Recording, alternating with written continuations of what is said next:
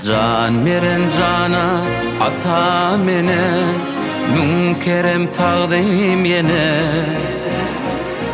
100 yıl koşkun ya Allah'ım, sen kebemin ömrüne.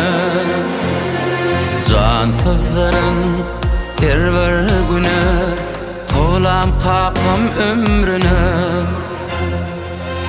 Asır koşkun can Allah'ım, yaşatkın 100 yıl yene. Yeze can, sen men yıkacağım. Yeze can, günlüğü giyeceğim. Yüreğimin urgusu damarımda kan.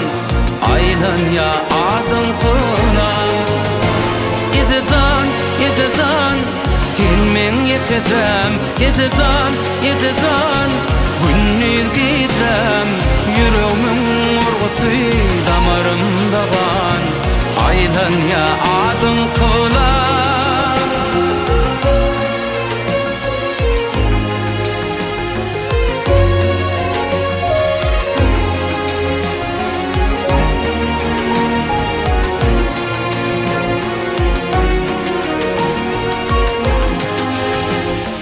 Balasın dingenler göz nuruna, dar etme ver huzuruna.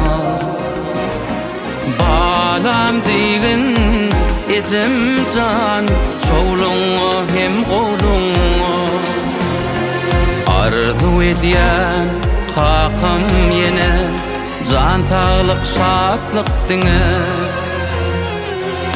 Oğul qıylın adından, şulaydım soğut size. Yeze can, sen men yıkacağım. Yeze can, günlüğü giyeceğim. Yüreğimin urgusu damarımda kan. Aylan ya adın kılan. Yeze can, sen men yıkacağım. Yeze can, günlüğü giyeceğim. Yüreğimin urgusu damarımda kan. Aylan ya adın kılan. Ak yürekli mihmanların arzuları sizinki.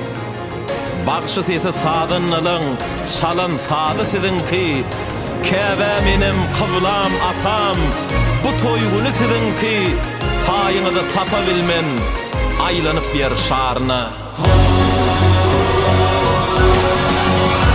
Yeze can, sen men yıkacağım. Yeze can, günlüğü giyeceğim. Yüreğimin urgusu damarımda kan. Aylan ya adın kılan. Yeze can, sen men yıkacağım. Yeze can, günlüğü giyeceğim. Yüreğimin urgusu damarımda kan. Aylan ya adın kılan. Yeze can.